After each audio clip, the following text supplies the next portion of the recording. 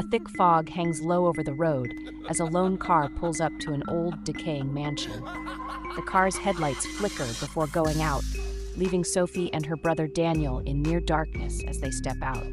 The towering house before them looms ominously, its windows black like empty eyes. The siblings exchange uneasy glances before moving toward the front door. The estate is a family inheritance, one they didn't ask for but couldn't ignore. The wind whistles through the trees, carrying with it an eerie hush, as though the house itself is holding its breath. Daniel mutters a joke to break the tension, but Sophie remains silent, her eyes fixed on the dark windows. Something about this place feels wrong, too still, too quiet. A week earlier, they had received an unexpected letter from a distant relative informing them of their inheritance, the old family mansion, long abandoned and supposedly haunted.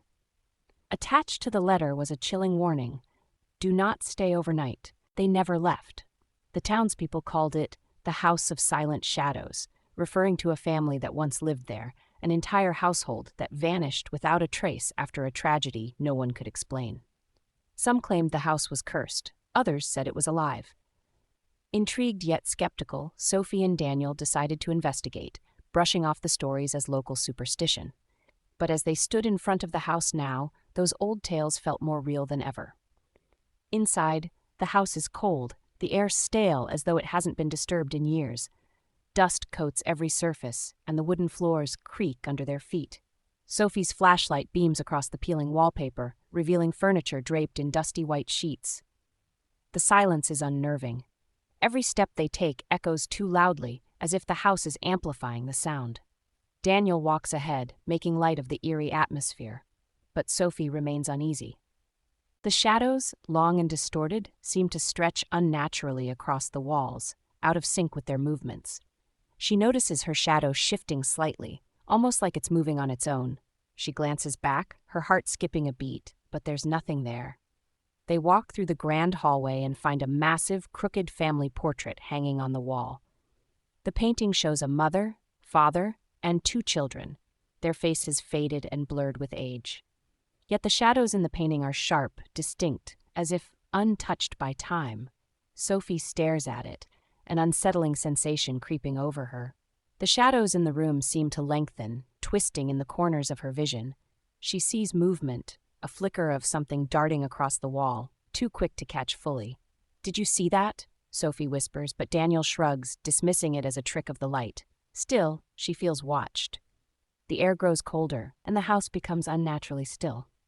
No creaks, no wind, just a suffocating silence. Sophie begins to feel a strange pressure as if the house is closing in on them. Daniel steps into another room, but his shadow on the floor lags behind him, sliding toward the corner. Sophie gasps, noticing her own shadow behaving the same way. It moves on its own, stretching unnaturally toward the hallway while she stands frozen in place. Panic sets in as they try to retreat, but the front door slams shut with a loud bang, locking them inside. The house seems to come alive with darkness, the walls closing in as the shadows begin to move, slow at first, then faster, swirling and creeping along the walls. The once static shapes now shift with a malevolent will, separating from their owners. Sophie's heartbeat races as she backs away, but the shadows reach, extending toward her. Suddenly, the shadows form into ghostly figures, the family from the portrait. The mother, father, and children stand before Sophie and Daniel, their faces pale and hollow, their eyes empty. Silent, they watch, unmoving, their forms flickering between shadow and human-like shapes. Sophie and Daniel stand paralyzed, overwhelmed by the presence of the ghost family. The air is thick with their sorrow, an oppressive silence that presses down on them.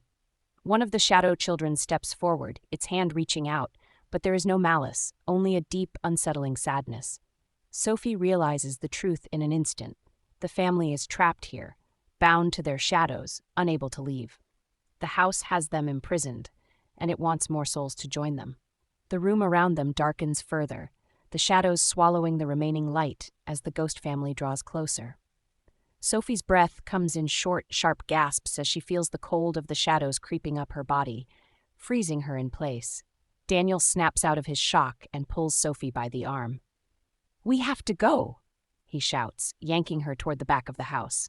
They stumble through dark hallways, dodging the swirling shadows that now move like tendrils, trying to grab them.